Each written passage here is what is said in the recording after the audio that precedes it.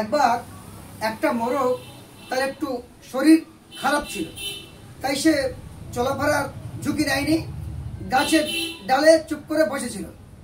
সেই সময় একটা নেকড়ে বাঘ সে সেখানে আসে, এসে দেখে না মোরগটা গাছে ওর বসে আছে।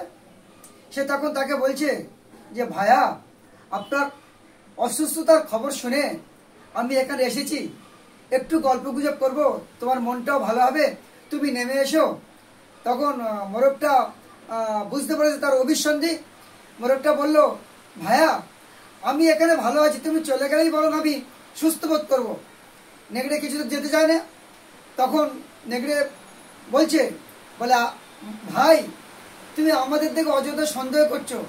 আমরা সমস্ত বনের পশুরা সিদ্ধান্ত নিয়েছি অহিংস নীতি, আমরা কাউকে কোনোদিন মারবো না, কাউকে কিন্তু ক্ষতি করবো না।